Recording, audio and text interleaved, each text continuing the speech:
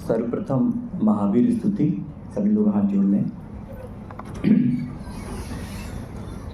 यदि ये चैतन्य मुकुरैव भावाश्चिदचिता समं भान्ति द्रव्य व्ययजनिलसन्तो तरहिता जगत् साक्षी मार्ग प्रगटन परो भानुर्वयो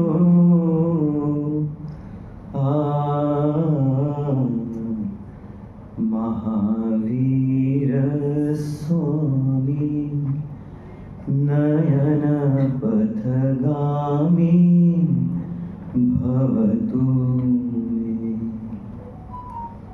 अताम्रं यचक्षुः कमलयुगलं स्पन्दरहितं जनान् कोपापायं प्रकटयति वाभ्यन्तरमपि स्फुटं मूर्तिर्यस्य प्रशमितमयि वाति विमला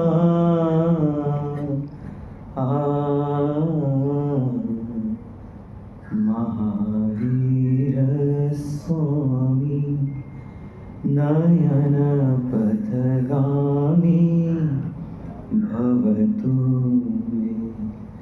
महावीर स्वामी नयन पथगामी भवतु मे। गुरुदेव को नमन और उपस्थित मंच पर विराजमान आदरणीय मुफ्तलाल जी, मोनक जी, नरेंद्र जी रावत जी, हर्ष जी जैन, राजेंद्र जी, महावीर जी बोथरा, सुरेंद्र जी मेहता, गौतम जी मेहता और आदरणीय इंदू जी जैन और उपस्थित जैन रत्न हितैषी श्रावक संघ मुंबई, जैन रत्न श्राविका मंडल मुंबई, जैन रत्न युवक परिषद मुंबई के सभी श्रावक एवं श्राविकागण।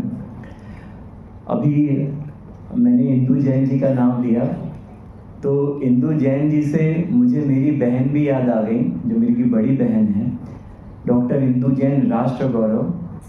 और आप सभी ने उनको सुना होगा जब नवीन संसद भवन का उद्घाटन हो रहा था तो प्राकृत भाषा में मंगलाचरण करके समूचे विश्व के जैन समाज का उन्होंने प्रतिनिधित्व किया था। और अभी 2 दिन 3 दिन पहले अभी जो नवीन सुप्रीम कोर्ट का उद्घाटन समारोह हुआ उसमें भी ये ऐतिहासिक हो गया कि डमोकार मंत्र से उस नए सुप्रीम कोर्ट का भी शुभारंभ हुआ। तो इंदू जैन जी के नाम से मुझे वो भी मेरी बड़ी बहन भी याद आई। तो आज हम क्षमापना पर्व के लिए और जो रत्न 50 स्वर्ण वर्ष और भावी आचार्य श्री महेंद्र मुनि महाराज साहब का जो 50वां दीक्षा महोत्सव वर्ष चल रहा है उसके लिए हम सभी यहाँ पे एकत्रित हुए हैं। जो हमारे मुनिराज होते हैं वो अहिंसा प्रधानी होते हैं और वो उत्कृष्ट क्षमा को धारण करते हैं। क्षमा क्या होती है? क्षमा आत्मा का स्वभाव होता है और आज हम आत्मा के स्वभाव को सेलिब्रेट करने के लिए यहाँ पे एकत्रित हुए हैं, जो हमारा स्वभाव है। जब भी हम आत्मा को परिभाषित करते हैं तो हम कहते हैं कि क्षमा स्वभावी आत्मा के आश्रय से जो आत्मा में क्रोध के अभाव रूप जो शांति स्वरूप पर्याय प्रकट होती है, उसको हम क्षमा कहते हैं। यहाँ पे एक विचारणीय बात ये है कि जब भी हम धर्म आदि लक्षणों की जब चर्चा करते हैं तो उसे हम अभाव स्वरूप बताते हैं। कैसे? कि क्रोध का अभाव क्षमा है, मान का अभाव मार्दव है, माया का अभाव आर्जव है, लोभ का अभाव शौच है, ऐसा कहते हैं। ये विचारणीय बात है।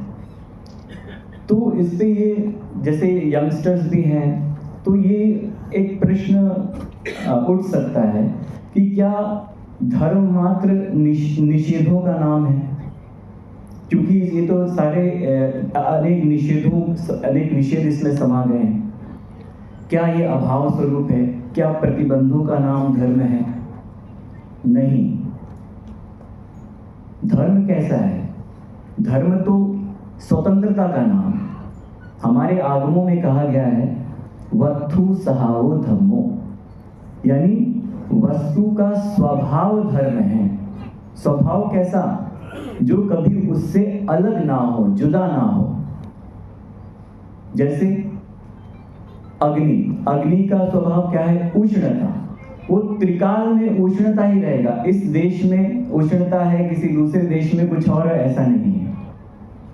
द्रव्य क्षेत्र काल भाव, हर समय वो त्रिकाल में उष्णता ही रहेगा।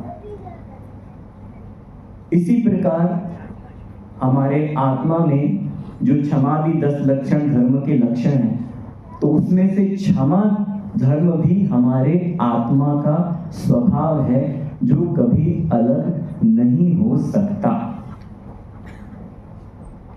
कभी जुदा नहीं हो सकता। देखिए क्या है, जब हम इसको अभाव स्वरूप बताते हैं या इस प्रकार बताते हैं कि ये धर्म अभाव स्वरूप है, ऐसा नहीं है। क्यों? क्योंकि यही सद्भाव स्वरूप है, अभाव स्वरूप नहीं। हमारी भाषा उल्टी हो गई है एक्चुअली। हम क्या कहते हैं कि क्रोध का अभाव क्षमा है। इसके स्थान पर हम ये भी कह सकते हैं कि क्षमा का अभाव क्रोध है ना? यदि धर्म में पर से निवृत्ति की बात कही गई है, तो स्व में प्रवृत्ति की भी चर्चा कम नहीं है। स्व में प्रवृत्ति की भी बात की गई है। अब जरा एक विचार कीजिए, अगर मैं ये कहूं कि ज्ञान का अभाव अज्ञान है या अज्ञान का अभाव ज्ञान है, कौन सा सही होगा? है ना? क्योंकि देखिए ज्ञान मूल शब्द है, उसमें जो प्रीफिक्स लगाया जाता है, जो अनिषेधात्मक लगाया जाता है, तो उससे अज्ञान शब्द बन जाते हैं। तो इससे ये सिद्ध होता है कि ज्ञान का अभाव अज्ञान है। उसी प्रकार जो धर्म का जो स्वभाव है वो कैसा है? स्वभाव पर्याय ही धर्म कहलाता है। ये जो सम्यक दर्शन, ज्ञान, चारित्र, स्वभाव पर्याय है, ये ही एक्चुअल में धर्म है। बाकी जितने विभाव पर्याय होती हैं वो अधर्म है। और क्रोध हमारे आत्मा की विभाव पर्याय है, इसलिए वो अधर्म है। आत्मा कैसी है? क्षमा स्वभावी। क्षमा को बाहर से नहीं लाना पड़ता, क्षमा अंदर से प्रकट होती है। और क्रोध आता है, क्रोध आता है। हम व्यवहार में बोलते हैं ना कि देखो मुझे गुस्सा आ रहा है, या हम ऐसा बोलते हैं देखो उसको गुस्सा आ रहा है, अंदर नहीं है, बाहर से अंदर आ रहा है। तो इससे तो हम खुद ही प्रूव कर देते हैं कि ये आत्मा का विभाव परिणाम है ना? जैसे कभी कभी हमारे ऑर्गेनाइजेशंस में या अन्य जगह, कई जगह कोई बहुत स्ट्रिक्ट होता है, बात बात पे डांटता है, तो हम क्या कहते हैं अलग से दूसरे से, अरे यार वो व्यक्ति बहुत क्रोधी स्वभाव का है। क्रोध को स्वभाव क्यों कहा? स्वभाव तो क्षमा है ना। और एक बात बताइए कि कोई भी व्यक्ति कंटिन्यूस क्रोधी रह सकता है क्या? कंटिन्यूस क्रोधी रह सकता है क्या? नहीं रह सकता, क्योंकि जो बाहर से आता है वापस चला भी जाता है, क्षणिक होता है ना, और उस क्षण में ही हम बहुत कुछ कर डालते हैं। लेकिन क्षमा एक ऐसा है जो हमारी आत्मा का स्वभाव है, आत्मा में हमेशा विद्यमान रहता है ना। आज क्षमा अपना पर्व है, क्षमावाणी पर्व हम मना रहे हैं। पर्युषण में बहुत लोगों ने तपस्या की, तप किया, उन सब के लिए बहुत बहुत अनुमोदना। क्षमावाणी, इसमें वाणी शब्द आया है। वाणी शब्द का क्या अर्थ है कि हम क्षमा मांगें लेकिन कह कर मांगे। ये मैसेज से काम नहीं चलेगा, है ना। हम लोग एक अपना एक ग्रीटिंग कार्ड काइंड ऑफ बना लेते हैं और मैसेज से हम लोग मिच्छामि दुक्कडम और कमत खामड़ा करते हैं। मैसेज से काम नहीं चलेगा। अभिव्यक्ति, क्या मैसेज में भाव पता चलते हैं हमें? आपने किस भाव से उनसे क्षमा मांगी है, क्षमा किए, नहीं पता चलते हैं। तो इसीलिए क्षमा वाणी जो शब्द आया है, वो वाणी क्या है कि अभिव्यक्ति के साथ, भावों के साथ आप क्षमा करें और क्षमा मांगे। देखिए, इसके लिए हमारे आचार्य ने बहुत बड़ा संदेश दिया, बहुत बड़ा। उन्होंने क्या कहा कि जीवन में किसी के प्रति कितनी भी कटुता हो जाए, संवाद कभी नहीं खत्म करना चाहिए। किसी से कितनी भी कटुता हो जाए, संवाद खत्म नहीं करना चाहिए, क्योंकि संवाद खत्म हो गया तो हमारे कषायों का शमन ही नहीं हो पाएगा। देखिए, जैन दर्शन भाव प्रधान दर्शन है ना। भावों की बात होती है, फिजिकल एक्टिविटी बाद में होती है। हिंसा की बात होती है तो फिजिकल हिंसा की बात में होती है, फिर भाव हिंसा की बात होती है। क्योंकि रूट क्या है, रूट कॉज क्या है? भाव हिंसा। जब हमारे भाव में आता है ना, तभी वो फिर फिजिकल वे में कन्वर्ट होता है। तो अगर हम भाव को ही सुधार लेंगे तो बात की आगे की तो चीज होगी नहीं। तो रूट कॉज देखता है। जो जैन दर्शन है, हर चीज को रूट से निकालने की कोशिश करता है, उसका क्या कारण है वो देखता है। तो देखिए कितनी सूक्ष्म व्याख्या की है। जब हम लोग कषायों की बात करते हैं, क्रोध, मान, माया, लोभ की बात करते हैं, तो उसके भी अनेक स्तर बताए हैं। अनंतानुबंधी क्रोध, अप्रत्याख्यान क्रोध, प्रत्याख्यान क्रोध, संजुलन क्रोध, ये लेयर्स हैं, ये स्तर हैं उस क्रोध के भी।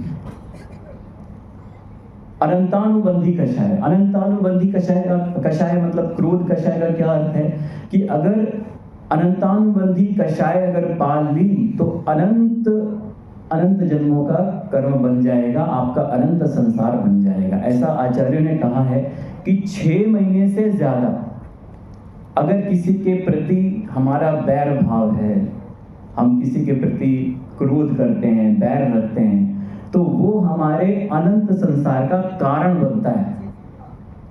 अनंत का मतलब मिथ्यात्व का कारण बनता है। और हमारे लिए तो 6 महीने बहुत कम है। 6 महीने ही तो है। हम तो 10 साल, 20 साल, 50 साल जीवन पर्यंत भी रखते हैं। तो हमें ये स्वयं विचारने की बात है कि हम अपना स्वयं ही अनंत संसार बांध रहे हैं। किसी के प्रति क्रोध, जिसके ऊपर क्रोध करे उसको फर्क नहीं पड़ रहा, लेकिन हम अपना बांध रहे हैं। इससे थोड़ी सी और माइल्ड अगर बात करें, जैसे अनंतानुबंधी कषाय के लिए कहा गया है शास्त्रों में कि ये पत्थर पर लकीर के समान है। पत्थर पर लकीर खींच देते हैं तो कभी मिटती है क्या? नहीं मिटती। इसी प्रकार अनंतानुबंधी कषाय होती है, इससे अनंत संसार बन जाता है। और दूसरी कषाय कौन सी है? अप्रत्याख्यानावरण। अप्रत्याख्यानावरण के लिए आचार्यों ने कहा है कि ये कषाय जो है लकड़ी पर लकीर के समान है। इसका जो वासना काल है वो क्या है? 6 महीने से कम जिसका रहता है, तो ये धीरे धीरे बढ़ती है। तो अप्रत्याख्यानावरण में क्या होता है? आप महाव्रतों का भी पालन नहीं कर पाते, इतने सक्षम नहीं हो पाते कि आप अणुव्रतों का भी पालन नहीं कर पाते, इतने सक्षम नहीं हो पाते कि आप अहिंसा, सत्य, अचौर, अपरिग्रह, ब्रह्मचर्य का पालन कर सको। और फिर प्रत्याख्यानवर्ण क्रोध जो होता है, उसमें क्या होता है? उसमें वो ऐसा कहा गया है कि वो रेत पर लकीर के समान है। उसकी मर्यादा जो बताई गई 15 दिन, जो 15 दिन तक रखता है अपने अंदर बैर भाव कषाय क्रोध का रखता है, उसका तो वो व्यक्ति जो होता है अणुव्रत तो पाल लेता है लेकिन महाव्रत की ओर बढ़ नहीं पाता, तो उसका महाव्रत का हो जाता है। और संजुलन कषाय सबसे माइल्ड कषाय होती है, वो कैसी होती है? वो है पानी पर लकीर के समान। उसका समय क्या होता है? एक समय, मतलब हमने बनाया और अगर हम देखें तो ये तो सबसे उत्कृष्ट साधना जो हमारे मुनि भगवत करते हैं। और अगर हम गुण स्थानों की बात करें तो ये सूक्ष्म संजुलन 10वें गुण स्थान तक चलता है, 10वें गुण स्थान तक। अगर हम उस पर आ जाए, अगर व्यवहारिक सांसारिक बात करें तो हम कह सकते हैं कि जो हमारे बच्चे होते हैं ना, वो संजुलन कषाय का एक प्रतीक है। लड़ते हैं फिर खेलते हैं, तुरंत लड़ते हैं तुरंत आपस में खेलने लग जाते हैं। इसीलिए उनको क्या कहा गया है? उनकी संजुलन कषाय एकदम संजुलन कषाय की ही तरह होता है। संजुलन कषाय तो नहीं बोलेंगे, लेकिन हम एक सिंबॉलिक रूप में कह सकते हैं। इसीलिए उनको भगवान का रूप माना जाता है। मेरी छोटी सी बच्ची है 2.5-3 महीने की। मैं उसको देखता हूँ तो मुझे लगता है सच में ये भगवान का स्वरूप है। क्योंकि जब मैं अपने यूनिवर्सिटी से घर आता हूँ या बाहर जाता हूँ तो उसको कोई राग द्वेष नहीं है मुझसे। अगर मैं उसके सामने भी आ जाऊँ तो मुझे इधर ऐसे दिखेगी, मतलब ऐसा नहीं कि मुझे देख रही है वो। तो उसको ना राग है ना किसी से वो है, वो अपने में मस्त रहती। तो मुझे लगता है ये एकदम सही जो अभी चल रहे हैं, इसके परिणाम एकदम सही परिणाम चल रहे हैं जो कि होने चाहिए ऐसे की। तो इस तरह ये बात ये हो रही थी कि ये जो कषाय हैं, जैसे अभी एक दृष्टांत अगर हम इसमें दें कि ये जो अनंतानुबंधी प्रत्याख्यान अप्रत्याख्यान संजुलन, ये जो कषाय हैं अगर हमारे अंदर रहेंगी, जैसे गाड़ी चलाते हैं, है ना, 4 व्हीलर चलाते हैं तो उसमें क्या लगा रहता है? कि वाइपर लगा रहता है। और यहाँ मुंबई में तो बहुत बरसात होती है, तो वो वाइपर क्या काम करता है? जब बरसात होती है तो वो पानी को कंटिन्यूसली हटाता है। और अगर वाइपर खराब हो गया तो हम चल पाएंगे क्या आगे? नहीं चल पाएंगे, ब्लर हो जाएगा, विजन ब्लर हो जाएगा, नहीं चल पाएंगे। इसी तरीके से समझ लीजिए कि वो जो कांच है, जो शीशा है आगे का, वो आत्मा है और उसमें जो बूंदें पड़ रही हैं वो कषायों के समान है। तो जिस तरीके से हम वाइपर से तुरंत उसको हटाते रहते हैं, हम अपना मार्ग प्रशस्त करते रहते हैं, उसी तरीके से आत्मा में हम कषाय भी आए तो उसको तुरंत बाहर निकाल के तप के द्वारा, जैसा कि सभी ने किया, और भी जैसे तरीके से हो सकता है, तुरंत उसको चुटकी में उन कषायों को बाहर निकालने का प्रयास करें और अपनी आत्मा का मार्ग प्रशस्त करें। इस तरह हम प्रैक्टिस के बल पे एक प्रैक्टिकली इस चीज़ को इसको निभा सकते हैं। तो बात ये हो रही थी कि जब तक अगर हम संवाद स्थापित नहीं करेंगे तो कषायों का शमन नहीं होगा। और आज की डेट में ऐसा कोई भी धर्म नहीं है, ऐसा कोई भी संत नहीं है, ऐसा कोई भी दार्शनिक नहीं है जो आत्मा की उपयोगिता को स्वीकार नहीं करता हो। ये जैन दर्शन का नहीं है, ये यूनिवर्सल क्षमा है ना, ये यूनिवर्सल है, सार्वत्रिक है। तो इस तरह जैसा कि आज का समय हो गया है, वातावरण जिस तरीके से हो गया है, तो एक कवि ने कुछ लाइनें कही हैं, उसको मैं सुनाता हूँ आपको कि इस दौरे जहां के अंदाज निराले हैं, इस दौरे जहां के अंदाज निराले हैं, ज़ेहन में अंधेरा सड़कों पर उजाले हैं, कुछ समझ आता नहीं कैसी हो रही है साजिशें, कुछ समझ आता नहीं कैसी हो रही है साजिशें, भीगता कुछ भी नहीं और हो रही है बारिशें। हमें भीगने की आवश्यकता है, अंदर से भीगने की आवश्यकता है, तभी क्षमा का उदय होगा। देखिए, क्षमा का अगर मैं सबसे बड़ा उदाहरण आपको बताऊं तो वो है हमारे तीर्थंकर पार्श्वनाथ भगवान, जिन पर उनके भाई कमट ने 10 भवों तक घोर उपसर्ग किया और क्षमा मूर्ति समतामयी भगवान पार्श्वनाथ ने बिना किसी प्रतिक्रिया करते हुए समता पूर्वक उनको हमेशा हर भाव में क्षमा किया। आज हमसे कोई 2 मिनट भी परेशान करता है तो हम झेल नहीं पाते हैं। थोड़ी देर भी हमें कोई परेशान करे या हमारे अनुकूल ना हो, भले वो कुछ बात करे ना करे, हम बोलते हैं ना वाइब्स नहीं आ रही हैं उससे, हमारी वाइब्स मिल गई या हमारी वाइब्स नहीं मिली, ठीक है।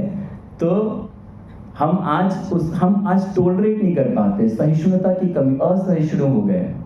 लेकिन भगवान हर 10 भाव, आप समझ सकते हैं, कहने के लिए तो एक लाइन है कि 10 भाव तो परेशान किया, लेकिन 10 भाव तक परेशान किया, उनको घोर उपसर्ग किए, लेकिन उन्होंने क्या उनको वो प्रतिक्रिया नहीं दे सकते थे क्या उनको जवाब नहीं दे सकते थे क्या वो उनको टिट फॉर टैट नहीं कर सकते थे क्या? लेकिन कमठ ने अपने स्वभाव का परिचय दिया और भगवान पार्श्वनाथ ने अपने स्वभाव का परिचय दिया और उस सिद्ध गति को प्राप्त हो गए।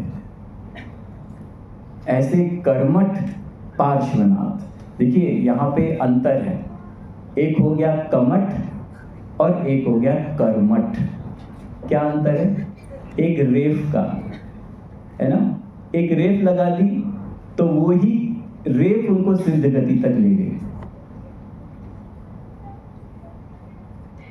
तो सबसे बड़ा उदाहरण हम कहेंगे, वैसे तो बहुत उदाहरण है लेकिन 10 भाव तो कोई, क्योंकि पार्श्वनाथ का उदाहरण इसलिए भी लिया क्योंकि मैं वाराणसी से ही हूँ और हमारे वाराणसी जो है 4 तीर्थंकरों की जन्मभूमि है। उसमें पार्श्वनाथ, सुपार्श्वनाथ, चंद्रप्रभ भगवान और श्रेयांसनाथ भगवान की जन्मभूमि है।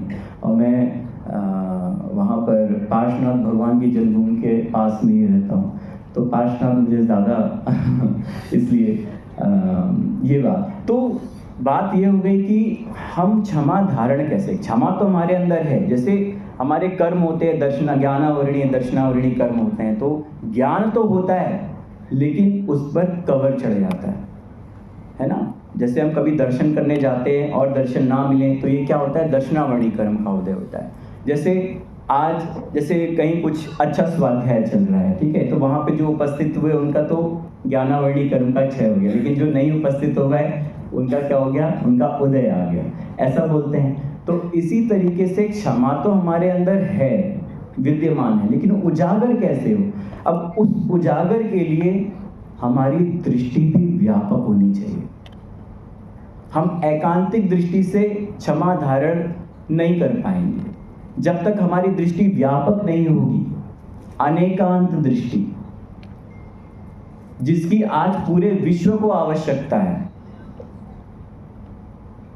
अनेकांत 2 शब्दों से मिलकर बना है, अनेक और अंत, यानी वस्तु कैसी है, अनेक धर्मात्मक है, अनंत धर्मात्मक होती है ना।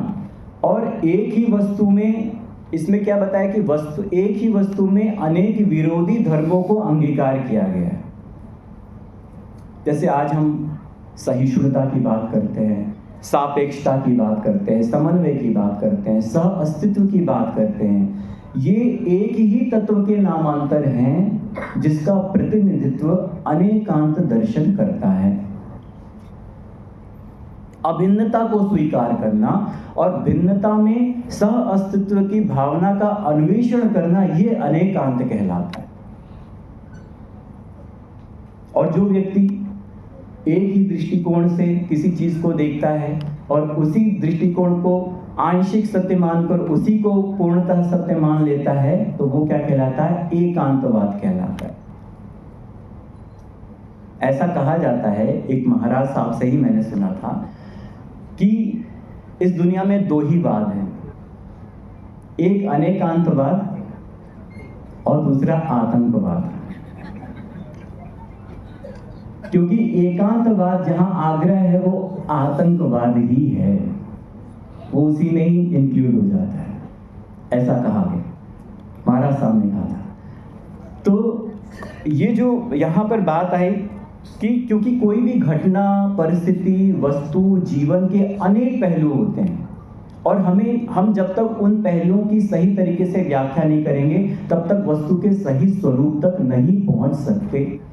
तो जैसे किसी ने हमसे कुछ कह दिया, तो अगर हमारा एकांतिक दृष्टिकोण होगा तो हमारे अंदर तुरंत क्रोध आ जाएगा, समता धारण नहीं कर पाएंगे। लेकिन वहीं पे अगर हमारा अनेकांतात्मक दृष्टिकोण होगा तो हम उसके व्यापक पहलू को देखेंगे और हमारे अंदर वो क्षमा धर्म जो है वो उदय में आ जाएगा और हम प्रतिक्रिया नहीं करेंगे, जो कि पार्श्वनाथ भगवान ने की थी। शास्त्रों में अनेकांत की परिभाषा आती है, आचार्यों ने दी है कि इत्येक वस्तुनि वस्तु तत्व प्रतिपादक परस्पर विरुद्ध शक्ति द्वय प्रकाशनम अनेकांतः।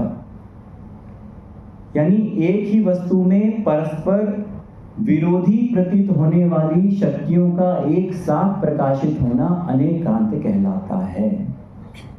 देखिए, इसमें विरोधी होना बहुत जरूरी है। सब लोग हैं, सब लोग साथ में हैं, लेकिन विरोधी, जैसे घर में भी होते हैं, अलग अलग आइडियोलॉजीज होती है, मम्मी पापा बच्चों की, है ना, हमारे ऑफिस में भी अलग अलग, लेकिन हम फिर भी कैसे रहते हैं, सह अस्तित्व, को एग्जिस्टेंस जो बात बोलती है। वेस्टर्न फिलोसफी में हम लोग उसको प्लूरैलिटी बोलते हैं, है ना, मल्टी फेसेटेड फिलोसफी बोलते हैं।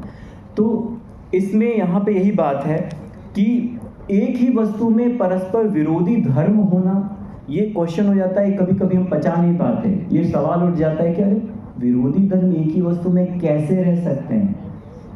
देखिए, अगर हम किसी वस्तु की बात करें तो उसमें स्पर्श, रस, गंध, वर्ण, ये सब विरोधी है ना, आपस में एक दूसरे से गुण पाए जाते हैं। हम अपने में देखें तो मैं पुत्र भी हूँ, पिता भी हूँ, मैं चाचा भी हूँ, मैं मामा भी हूँ, मैं भाई भी हूँ, इतने सारे धर्म मुझ में हैं, है ना।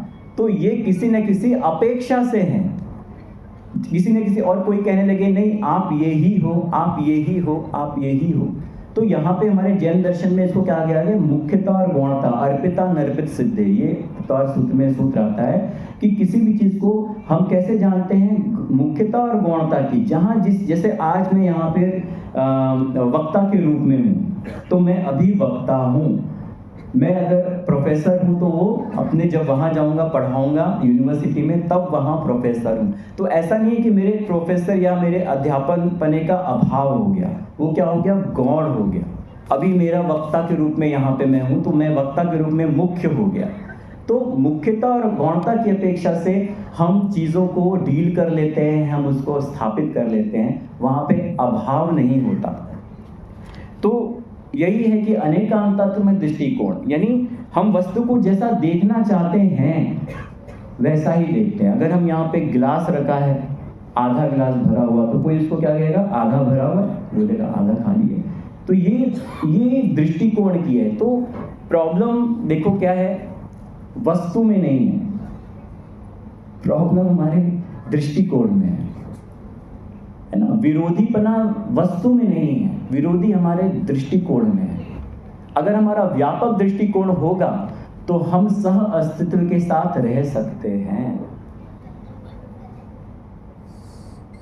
देखिए, ये जो अनेकांत की बात की यहाँ पर हमने, ये आज जो हमारा लोकतंत्र है, डेमोक्रेसी चल रही है, ये अनेकांत ही उसका स्तंभ है, मेन स्तंभ, आधार स्तंभ हम बोला जाए तो अनेकांतवादी है। जैसे कभी कभी कुछ लोग बोलने लगते हैं कि जैन धर्म में इस देश को क्या दिया। जैन धर्म ने, आपको मुखर होकर ये बात बोलनी चाहिए कि जैन धर्म ने इस देश को लोकतंत्र दिया। जब पूरे देश में राजतंत्र चल रहा था, उस वक्त मात्र बिहार में वैशाली गणराज्य था, वैशाली गणतंत्र था, जो एकमात्र अनेकांतात्मक शासन के रूप में चल रहा था, जो कि भगवान महावीर की जन्म नगरी है, जन्मस्थली है। और उनके नाना चेतक और उनके पिताजी सिद्धार्थ वहाँ के गणनायक थे। उनके नेतृत्व में अनेकांत शासन के रूप में, अनेकांत सिद्धांत के रूप में लोकतंत्र वहाँ पहला चल रहा था। कहीं भी देखेंगे पूरे विश्व में अगर लोकतंत्र की बात आती है तो सबसे पहले वैशाली गणतंत्र की बात आती है। जब पूरे देश में राजतंत्र चल रहा था तो वहाँ मात्र गणतंत्र चल रहा था, और उसी को पूरे देशों ने, पूरे देश में हमारे उसी को ही फॉलो कर रहे हैं आज। तो ये एक सबसे बड़ी देन लोकतंत्र है। और कोई पूछे कि और क्या दिया जैन धर्म ने अपने हमारे भारत को, तो हमारे भारत को जैन धर्म ने भारतवर्ष नाम दिया। भारतवर्ष नाम दिया हमारे प्रथम तीर्थंकर आदिनाथ के ज्येष्ठ पुत्र चक्रवर्ती भरत के नाम पर इस देश का नाम भारतवर्ष पड़ा। और ये संदर्भ जैन ग्रंथों में नहीं मिलता, ये वैदिक पुराणों में मिलता है। वैदिक ग्रंथों में इसके संदर्भ आए हैं, ये जैन ग्रंथों में नहीं आए हैं। और आप चले जाइए उड़ीसा, खारवेल चले जाइए, हाथी गुम्फा शिलालेख है वहां पर आप देखेंगे कि वहां पर जो खारवेल के शिलालेख हैं उसमें लिखा है भरतवश, यानी भारतवर्ष इस देश का नाम आदिनाथ के पुत्र जो हमारे ज्येष्ठ पुत्र भरत चक्रवर्ती के नाम पर पड़ा। तो ये एक दूसरा एक बहुत महत्वपूर्ण योगदान हमारे जैन धर्म का इस भारत के लिए रहा है। और अगर कोई पूछे कि और क्या दिया, तो हमारे जैन धर्म ने इस देश को भाषाएं दी। भाषाएं कैसे दी? जो प्राकृत भाषा थी, जन भाषा थी, उस भाषा से ही ये सारी हमारी प्राकृत भाषा अनेक भारतीय भाषाओं की जननी है। ये जो आज हम यहाँ मराठी बोलते हैं, ये कहाँ से आई? ये महाराष्ट्री प्राकृत से आई।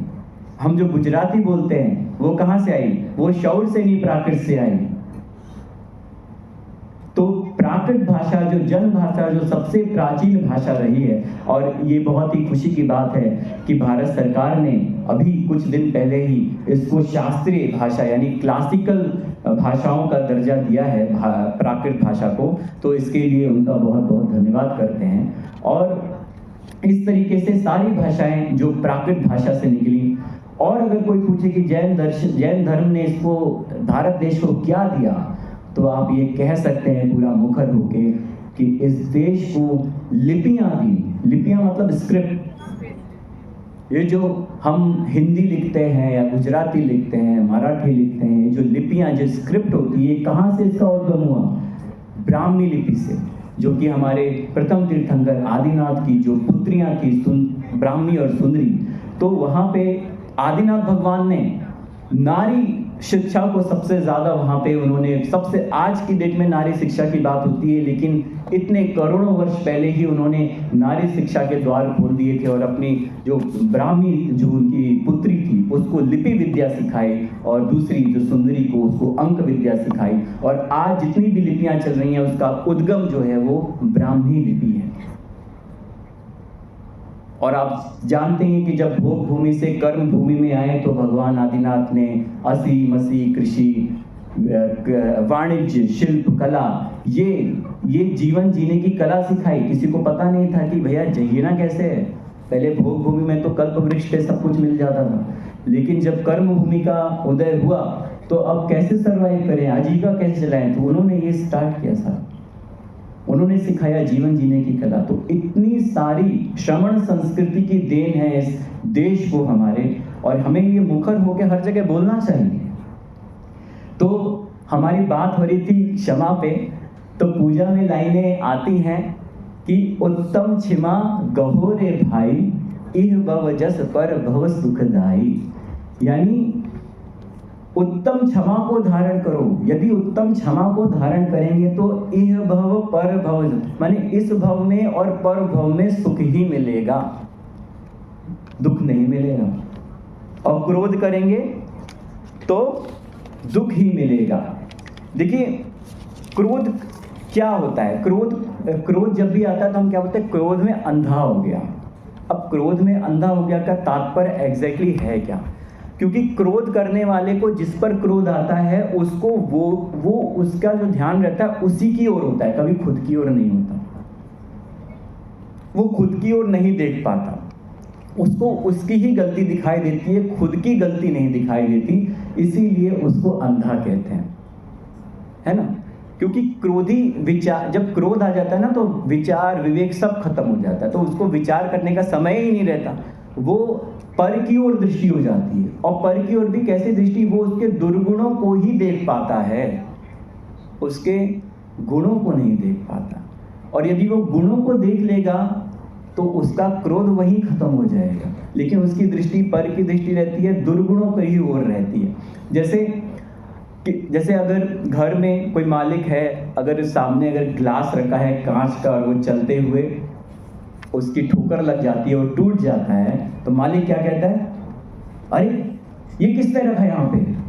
ये कोई रखने की जगह है? तो उसने गलती किसकी निकाली? नौकर की। ठीक है, उसको ये नहीं लगा कि उसको देख के चलना चाहिए था।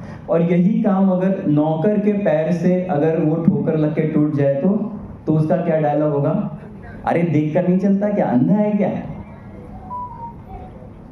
दोनों ही बातें हैं वहां पे, लेकिन दोनों ही पर्सपेक्टिव से वो अपनी ही और अपने ही हिसाब से और अपने ही पर्सपेक्टिव से बात करते हैं। तो अपनी ओर नजर नहीं रहती, पर की ओर ही नजर रहती है क्रोधी की।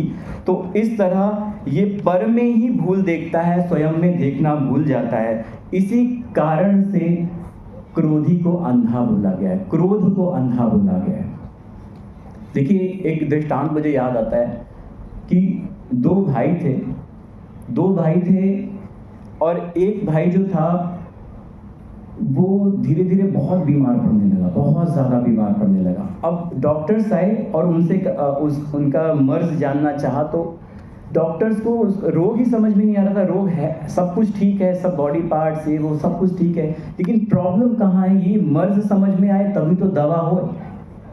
नहीं समझ में आ रहा। बड़े बड़े डॉक्टर्स को दिखा लिया और उसकी लगातार दिन ब दिन हालत खराब हो रही थी। तो किसी ने सुझाया कि ऐसा है, मुझे लगता है इनको कोई चीज़ खाए जा रही है लगातार, तो इनको किसी मनोवैज्ञानिक को दिखाना चाहिए। तो मनोवैज्ञानिक को बुलाया गया। अब वो उनके सामने भी इतने जल्दी ओपन होते नहीं है, तो मनोवैज्ञानिक ने धीरे धीरे अपने सेशंस के माध्यम से उनसे थोड़ी दोस्ती की, एक वहाँ पे ट्रस्ट उसके साथ स्थापित किया। फिर कुछ दिन बाद उन्होंने बताया कि ऐसा है और कि मैंने ना अपने जो छोटा भाई है उसके साथ छल किया है और ये बात मुझे खाए जा रही है और इस वजह से मेरा पूरा दिन रात चैन सब खत्म हो गया है। तो उस मनोवैज्ञानिक था, उसने जान ली वो बात। उसने कहा ऐसा है कि आप उनसे चल के एक कह दो। तो उन्होंने कहा अरे मैं कैसे कहूँ, मैं बड़ा हूँ और मैं ऐसे बोलूँगा, अपनी गलती बोलूँगा, कैसा लगेगा वो पता नहीं, समझ नहीं आ रहा। देखो, तुम्हें ठीक होना है ना, आपको ठीक होना है तो ये आपको बोलना पड़ेगा, मैं आपके साथ चलूँगा। तो किसी तरह उसको कन्विंस कर लिया और वो छोटे भाई के यहाँ गए और जैसे ही छोटे भाई के द्वार पे कदम रखा, छोटा भाई, उसकी पत्नी, उसके बच्चे इतने भाव विभोर होकर उनके पास आए और एकदम पैर छुए, गले लगा लिया और इतना आह्लादित हो गए, इतने खुश हो गए कि बड़े पापा आए हैं हमारे, ये आए, बड़े भाई आए हैं, और खूब इतने प्यार से उनको स्वागत सत्कार किया, बिठाया। इतने समय बाद आपसे बात हो रही है, इतने समय बाद आपसे मिले। तो सब कुछ जब हो गया तो उन्होंने फिर वो अपनी बात कही कि जब ऐसा कुछ हो रहा था तो मेरे से एक बहुत बड़ी गलती हो गई कि मैंने छल किया। तो उसके छोटे भाई ने कहा कि अरे इसे तो मुझे पता ही नहीं था, और ये कोई बड़ी बात तो है नहीं, है ना, ये तो आप पहले ही बता देते। इतना परेशान हुए आप, इतने सालों से उस चीज़ को लेके चल रहे हैं, इतनी अनंतानुबंदी कषाय की जो बात अपने यहाँ पे की थी, इतना चल रहा है, ये आप पहले ही बता देते। मुझे तो कोई ऐसा पता ही नहीं था और चल रहा है, आप आए हमारे लिए तो वो भाग्य है। तो देखिए वहाँ पे सब पानी पानी हो गया, सारी कषाय जो भी अंदर चल रहा था। ये जो गांठें होती हैं ना, बाहर की गांठें तो खोली जा सकती हैं, लेकिन जो मन की गांठें होती हैं ना, वो ऐसे हाथ फिजिकली तो नहीं खोली जा सकती। उसमें अपने को पूरा क्षमा प्रधानी बनाना पड़ता है, कषायों को बाहर निकालना पड़ता है। तो धीरे धीरे वो गांठें जो होती हैं, क्योंकि ये वही गांठें हैं जो आपको डॉक्टर नहीं पकड़ सकता, ये अंदर क्या है, और वो ब्लॉकेज ही बता पाएगा, उससे ज़्यादा कुछ नहीं बता पाएंगे।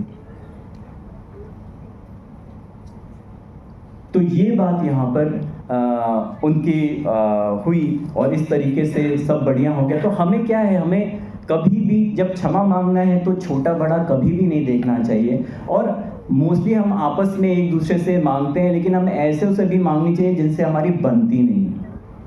ठीक है, हमें ऐसा लगता है कि हम आपस में जो दोस्त यारों से तो मांग लेते हैं, लेकिन जिनसे हमारी प्रॉब्लम रहती है या कभी कुछ ऐसा बातचीत नहीं रहती, उनसे नहीं मांगते। तो ये जैसे मैंने बोला, क्षमा यूनिवर्सल है, ये पर्टिकुलर एक समाज तक सीमित नहीं है। हमें, क्योंकि हम जब बिजनेस करते हैं तो हमें सबसे डील करना पड़ता है, हम उसमें धर्म नहीं देखते, फिर ना उसमें कोई पंथ देखते हैं ना धर्म देखते हैं। हमारे साथ मुस्लिम्स भी काम करते हैं, हमारे साथ अन्य क्रिश्चियंस भी करते हैं, हमारे साथ सबके साथ डील करना पड़ता है। तो हमें सबके प्रति, एक प्राणी मात्र के प्रति हम ये सोचें और क्षमा का भाव रखना चाहिए। तो इस तरह एक और किसी कवि ने एक बात इसके लिए बहुत अच्छी कही है, वो मैं आपको सुनाना चाहूँगा कि आज दिल के रंजो गम चलो मिलकर साफ कर लें। आज दिल के रंजो गम चलो मिलकर साफ कर दें। जिएंगे कब तक घुटन में, अब सभी को माफ़ कर दें। मांग लें माफ़ी गुनाहों की जो अब तक हमने की है।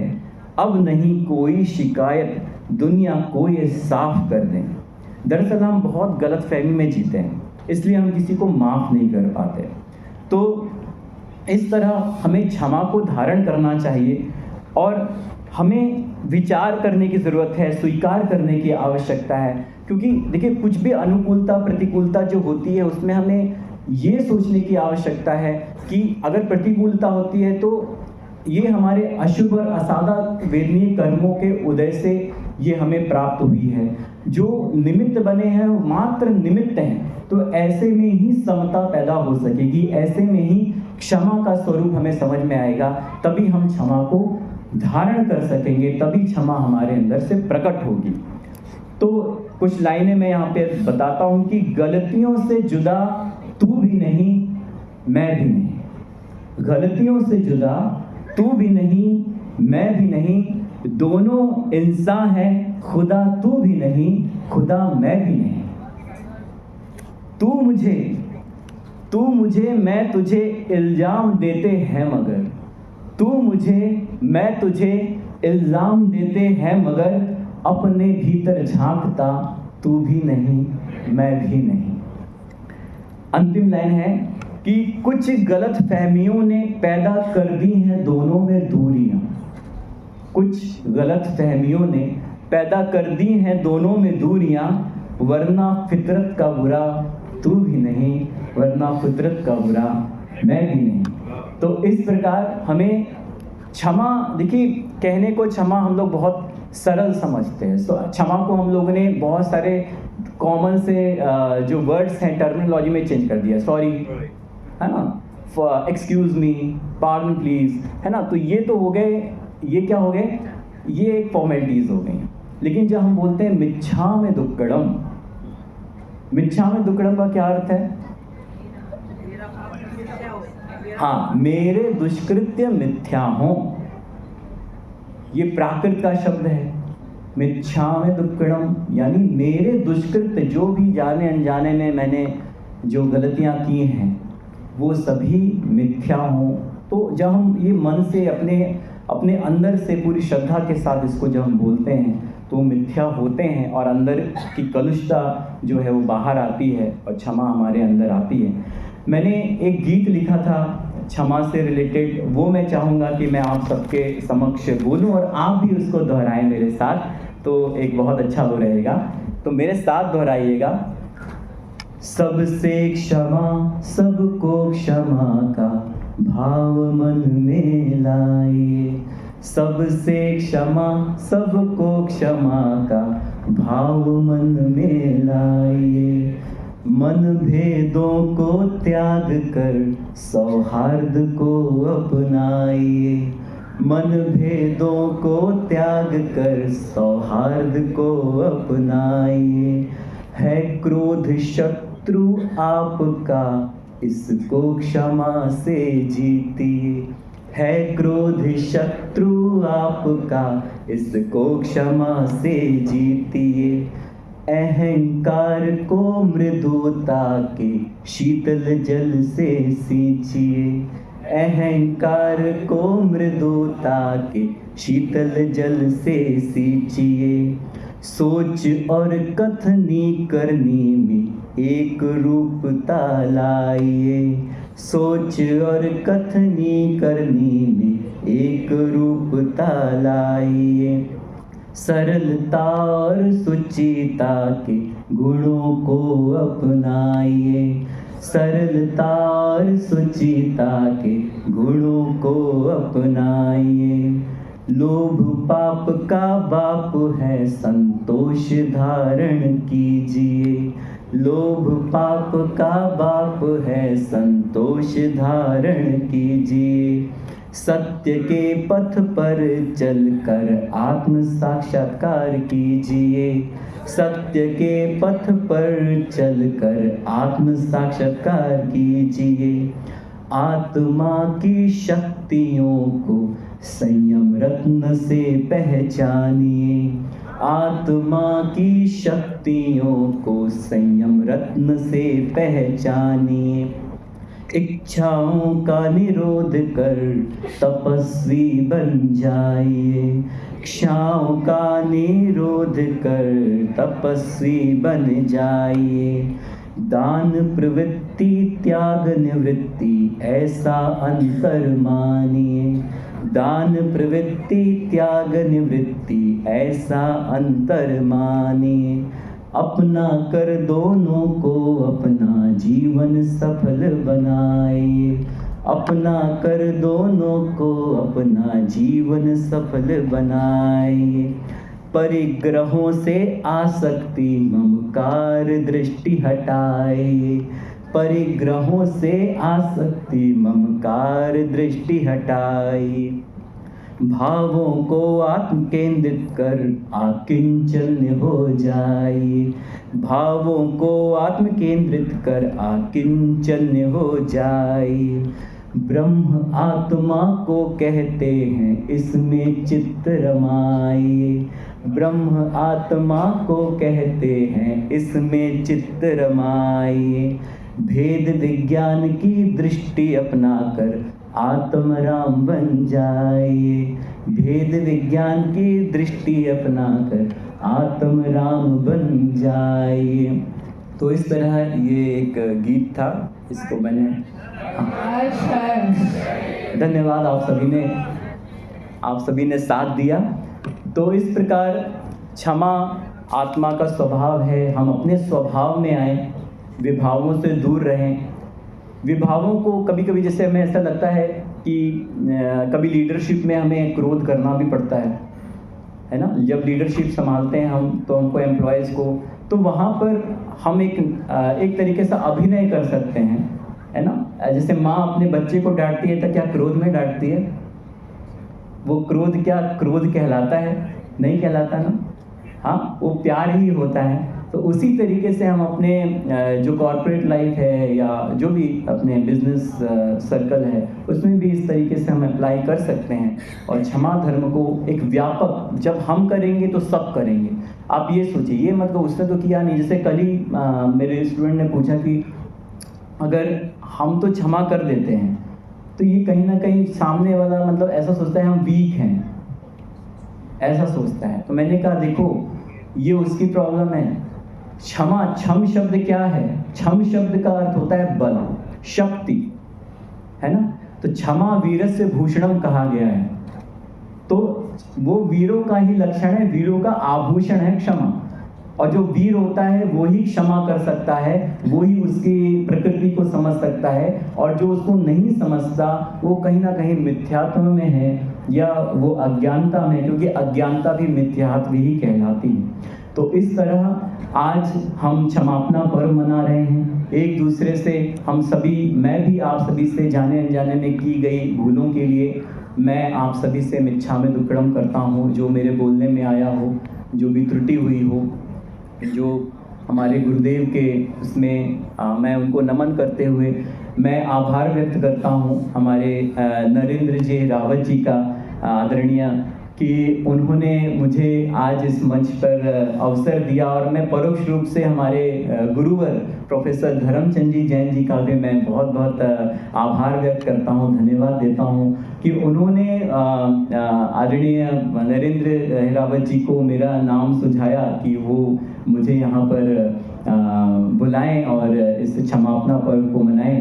तो मैं उनका भी बहुत बहुत आभार व्यक्त करता हूँ। मैं समस्त अपने श्री जैन रत्न हितैषी श्रावक संघ का मैं धन्यवाद ज्ञापित करता हूँ। जैसा कि सर ने बताया कि मैं सोमैया विद्या विहार यूनिवर्सिटी में हूँ, वहाँ पे हमारा जैन अध्ययन केंद्र है जो Dharma studies, faculty of Dharma studies के अंतर्गत आता है। और हमारे यहाँ MA जेनोलॉजियन प्राकृत सिखाई जाती है, पढ़ाई जाती है। हमारे यहाँ पीएचडी कोर्स भी हैं, हमारे यहाँ से पीएचडी भी चल रही है। हमारे यहाँ डिप्लोमा कोर्स है जेनोलॉजी, सर्टिफिकेट कोर्स है जेनोलॉजी।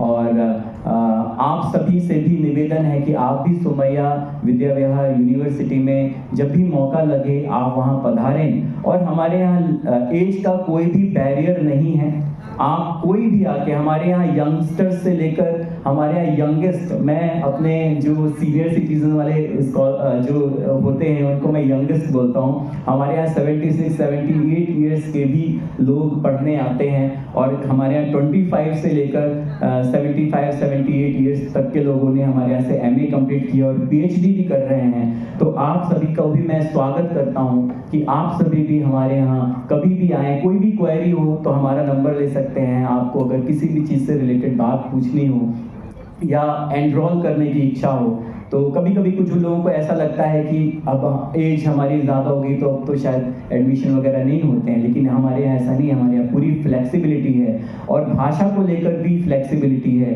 हिंदी, इंग्लिश, गुजराती सब चलता है। तो मैं वो भी अपील करूँगा कि कभी जिसकी भी इच्छा हो वो हमारे यूनिवर्सिटी में आ सकता है और संपर्क कर सकता है। और इन्हीं भावनाओं के साथ मैं अपना स्थान ग्रहण करता हूँ। मैं सभी को बहुत बहुत धन्यवाद देता हूँ। मिच्छामि दुक्कडम। जय श्री राम। हर्ष हर्ष।